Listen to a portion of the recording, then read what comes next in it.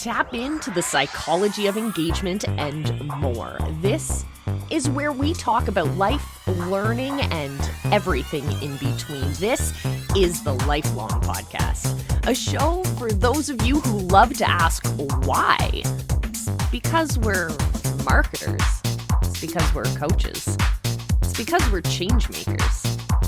Each week, we dive into the big questions and explore the psychology of engagement with strategies, tactics, and special guests along the way. Now, here's your guide, the visibility hacking queen herself, Coach Molly. Hey, visibility hackers, and welcome back to this episode of the Lifelong Podcast. I'm your host, Coach Molly from visibilityhacking.com, and as usual, it's an absolute pleasure to have you guys here with me. Today, we're talking about blended learning. We're going to go over a whole bunch of different ways that blended learning can take place and can take place in your programs. So if you're a coach, if you're a consultant, if you're in any way marketing your services to help people achieve a tangible result, well, you need to listen to this episode for sure. This season of the Lifelong Podcast, we're talking about the psychology of engagement. Psychology for marketers. We're blending it with the psychology of learning so that you guys can get those tangible results for your people. You can help them achieve those great successes quicker and faster and with more actual confidence than your competitors out there. So how about we jump into a variety of different ways that blended learning can take place.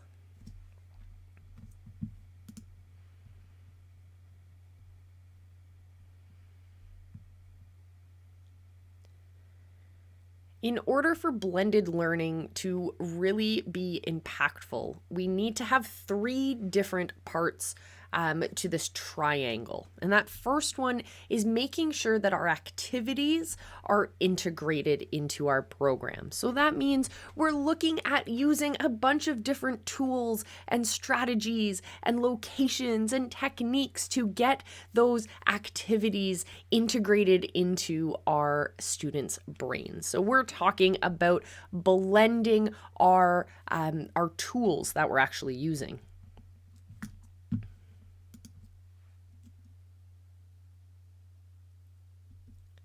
The next part of the triad that we need is to also blend our locations.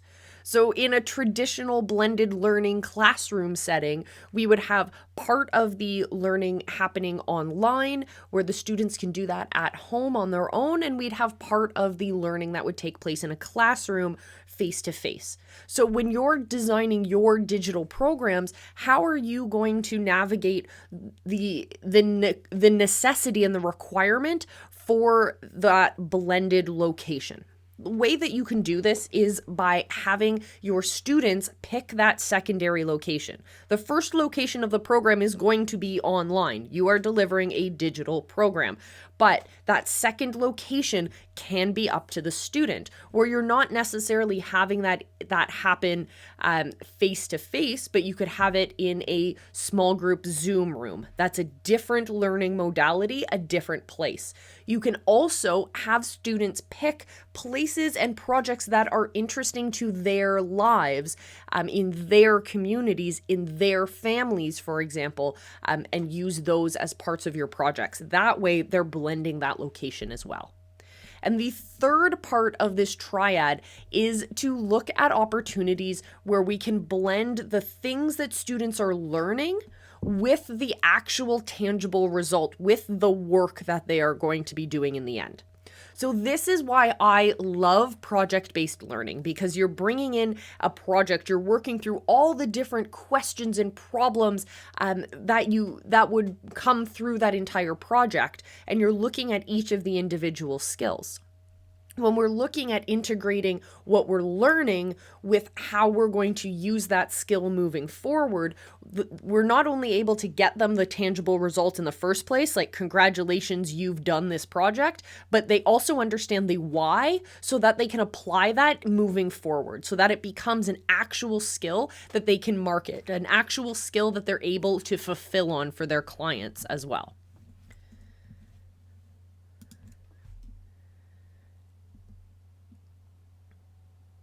So let's talk about different types of blended learning. Some of these are all from traditional classroom settings, but we're going to discuss how we as digital marketers and digital course creators can really still fit into this blending learning model. So the first example is outside-in learning, which I love. It's the idea that we're taking questions and problems from the outside world, from our students' real lives, from their businesses, from their work environments, from their families, from their experiences, and we're bringing those into the classroom, and we're able to then work on relevant projects and relevant information, and they're able to learn through the problems and projects that are relevant to their own lives before they start the program. The second idea is supplements and supplemental information. So we can use this by having our traditional course example. Say you host your course on ClickFunnels, and you have all these different lessons, and you teach all of these different video components, and look at supplemental information by adding in some added text resources, maybe an audio file resource, maybe a video resource that's from someone entirely different, looking at the problem from a different perspective. Maybe you're able to add those additional resources that are going to fill out for your students' full understanding of what they're actually learning. Supplements are the easiest way to break into this blended learning model. The next one is inside out. So it's the opposite of what we talked about earlier, where we're starting with our students' problems on the outside, the challenges and projects that they're bringing from outside of the classroom space into the classroom. Inside out is starting with a project that is created inside the classroom environment. I love doing this in small group coaching spaces where all of us together, my 10 or 15 students all together, are going to work through a hypothetical problem or a community-based project. We're creating something together. And it's through that experience that that the students are able to gain those skills and that knowledge and share that with the world. Another great example that I've seen recently of this in a different way is Tanner Jones and his Over the Shoulder Academy, where he's going through a process, he's working through a project, and his students are able to see him and interact with him as he goes through that process. So the students are able to learn from this classroom-based model. Yes, it's a real life example, but it's happening, the learning is happening within the confines of that particular project. And then they're able to create those tangential connections to what the students are currently working on as well. So it becomes relevant to the students' lived experience. Brilliant example. The next idea is flex. And really, I want everyone to make sure that they are building flexibility into their programs.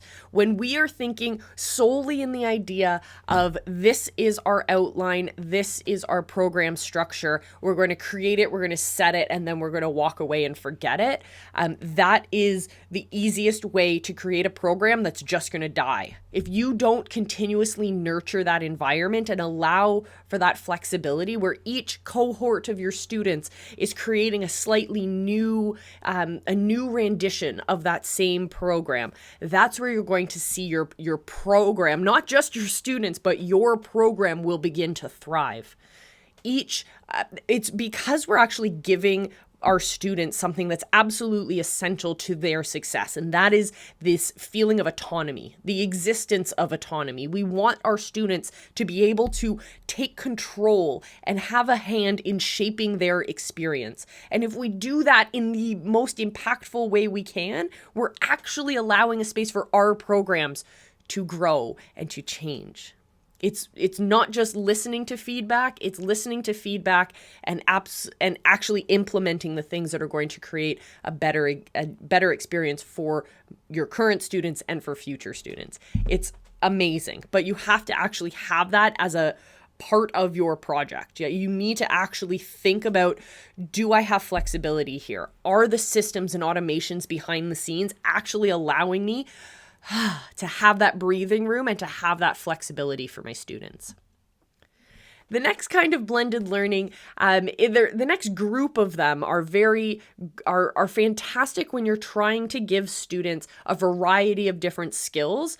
And you just need to, it doesn't matter the order, right? They just need to go through the process. So the lab rotation is the idea that we're going to go through and experience these different parts of the project at different stations. So for a set amount of time, we're going to work on this, and then we're going to move to this next rotation. Connected to that is station rotation. So station rotation is the basic. We all have these different stations we need to go to. We need to experience different parts of the project. So when I design project-based learning for my coaching students, when it comes to designing their live streaming programs, we're going to be looking at each of the different important aspects of that experience, from traffic strategies to nurturing strategies to our actual tech strategies to our graphic strategies, etc., etc. We're going to be looking at all of those different areas, and the way that my course is designed is based on this station rotation that our students are going through different parts. When we go into the lab rotation is when we add in an element of those stations to be actually doing the thing. Not just learning, not just reading, but we're actually doing the thing. We're actually testing it out. So in this case, in the case of Live Academy, my program, when our students are actually doing their live streams, when they're actually integrating the skill that they just learned, and we do this by offering different badges. As you go through the program, you learn a little something, then you reach a challenge where you actually have to implement it. And when you implement it successfully, you get a reward for that before you can move on to the next one. It's based on the theory of lab rotations.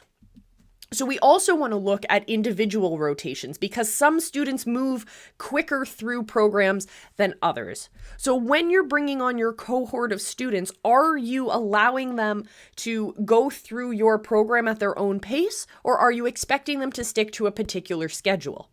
I find that we need to find a balance between those two because, yes, having that schedule is fantastic. It allows our students the accountability and that structure that a lot of people will need to stay on track. And it also helps with the overwhelm. When you step into a new skill, you're like, oh my goodness, there's so much that I have to learn. And now there's this expectation that you want to learn it as fast as you can. That can lead to burnout and that can lead to overwhelm. So when you have a structure and you say, you're going to learn all of this, but we're going to learn it in baby steps over this period of time, that can be really comforting for some people.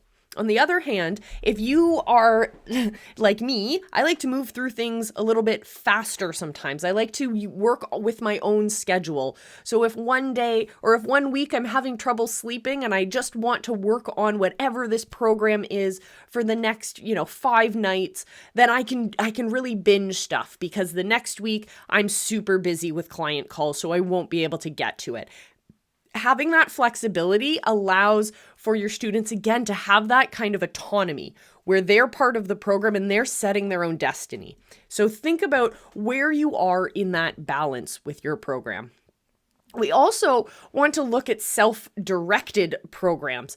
I'm going to talk a lot more about this in an entire episode of the Lifelong Podcast. So definitely stay tuned for that one. We'll talk a ton more. But self-directed is the idea that your students are motivated in themselves before anything else. The biggest factor is self-motivation, and they are willing to go down and discover and go through that exploratory process on their own without necessarily having to have a formal structure to follow. Also, we will talk about my favorite type of learning, which is project-based learning. We're going to also do an entire episode of that, so definitely make sure that you are subscribed to the Lifelong Podcast on all of your favorite podcast platforms, as well as in video format on our YouTube page, because you're going to want to know everything there is to know about project-based learning. It's absolutely transformative when it comes to adult learners. We can also talk about remote learning, but we don't need to too much because that's the traditional idea of running a digital course. The idea that the teacher is going to go and create all of the outlines, create all of the content, and the student is going to be able to consume that content on their own time in a remote setting. Remote learning is so important, but there are things that you need to understand about remote learning and its limitations. We want that connection between humans, and we need that connection between the individual student and the wider community. This is important not only because it's going to give your students, it is going to anchor your students to a bigger cause, so that it actually will expand their thinking through solutions.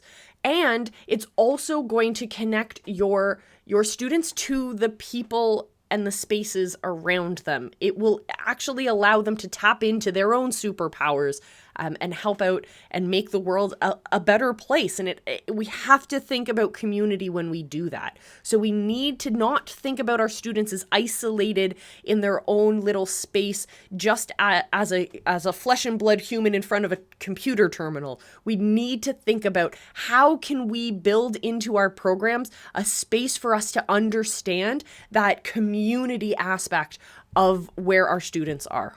When I started thinking about this while I was designing programs, it was absolutely incredible because we designed a program that was able to reach people in Northern Canada in these incredibly remote communities. And it was through understanding what their community reality was, where we were able to understand that we were working on incredibly remote native reserves. We were working with people who had crazy weather around them, which limited their access to the technology, which changed the way that we delivered content, because we thought as program designers that the best way to deliver our content was through these really rich videos.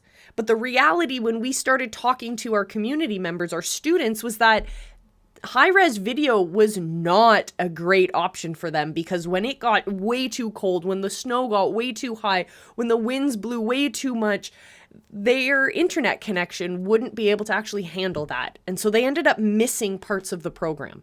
And it was only because we actually listened and we actually asked them about what that reality looks like. We were able to connect with these students and get them to be integrated into their communities around them, so that the projects we worked on in that classroom, in that program, actually ended up benefiting people's lives. It wasn't just work for the sake of learning something, it was work for the sake of changing our communities. And we just happened to actually learn something through that process. That's how we change the world. But we need to think a little bit bigger. We also can think about the flipped classroom, which is something I hope that more people will take on as a learning theory. The flipped classroom is the idea that we as teachers or coaches are able to impart so much confidence and knowledge into our students that they are then able to teach us or to teach others the content that they just learned. It's when we are able to do that, to learn, to do, and then to teach, that we're able to fill out those parts of the process that we may not have thought about while we were learning the skill. We're able to create a better understanding and a better process and a better flow of information when we tap into that space of teaching someone else. So in your programs, are you creating spaces for students to teach other people about what they are learning? In Live Academy, I love to encourage my students to go live on their shows and talk about the process that they're learning, talk about what it is they're doing, so that they can teach other people. Because it's when they do that, when they're able to go through the process of thinking, how do I teach someone this? How do I break down this skill? How do I answer those questions? How do I explain this? That is when you know that they have truly mastered that, or they're on the way to mastering that skill.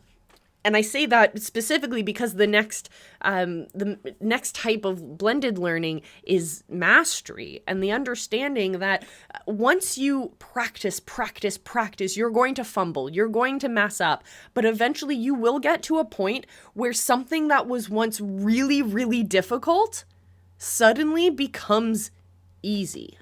And that is when you step into the space of mastery. Mastery doesn't just happen, or let me explain this. So I, for many, many years, have worked in recreation and teaching young kids and adults new skills and helping them live really healthy lives by staying active. And we know that if we want an adult to be active, we need to address it first when they are children, and we need to teach them the fundamental skills of movement, like kicking a ball or throwing something or sliding on the ice. These are running, skipping, jumping. These are fundamental building blocks of all movement that we can do, from dance to basketball, from being an Olympic athlete to just casually snowshoeing just to enjoy the environment. It's those fundamental skills that we need to have. So one of the underlying principles that really underlies everything in the recreation world when we're teaching these kinds of skills to kids is the idea of mastery. We as coaches and as teachers and as instructors need to make sure that we are building programs that create that space for our students to master a skill. And that means we're working on basketball drills constantly, but we're not just going to work on our layups. We need to also look at all of the other skills that are related to that same sport. We need to practice our layups, but we need to also practice our dribbling. We need to practice our passing. We need to practice our communication between our team. We need to practice our footwork. All of those different skills will help us when we work on all of them and we drill down into each of them specifically. Once we have done that, we can step back and play a game, and eventually, if we repeat this process enough, we will reach a space in which we have mastered those skills. That layup becomes super easy because we have mastered our footwork, we've mastered our jumping, we've mastered our dribbling, we've mastered the communication and the passing with our team members. Mastery is a wonderful space, but I'm saying it at the end of this presentation because I need you guys to understand that mastery doesn't come easy. It comes from creating more experiences for our students to work through and process through the what we're teaching them and the skills that they're working on. So if you incorporate more blended learning into your programs, you're going to be creating those opportunities for them. Think outside the box. Think about creating ways to integrate our activities, use different parts of our brains, look at ways to integrate parts of space and change up the atmosphere and change up that location where this learning is happening so that we can broaden the idea and our students can start to see that every experience in their lives can be connected to what you're teaching them. And you also need to understand that we need to integrate not only the finite skills that they're working, we need to not just focus on dribbling, we also need to play a game once in a while. We need to look for that connection of how the individual skills that we're teaching will get them those tangible results repeatedly. We need to not just teach our people how to crawl, we need to teach them how to run. And with that, my friends, I will leave you at the end of this episode. So thank you guys so much for joining me for this episode of the Lifelong Podcast. I'm your host, Coach Molly from visibilityhacking.com. It's been an absolute pleasure. I will see you in our next episode. Make sure that you have subscribed because we're coming down with some pretty awesome learning modes, learning ideas, and engagement techniques solely rooted in psychology, from learning psychology to engagement psychology and so much more. So make sure you're subscribed. And if you have a friend who you think would benefit from what we're putting down in this podcast, I'd greatly appreciate it if you shared this with them. The more people listening, the more people we're going to have on our team to change the world, change the way we do business. And with that, remember I love you and be excellent to each other.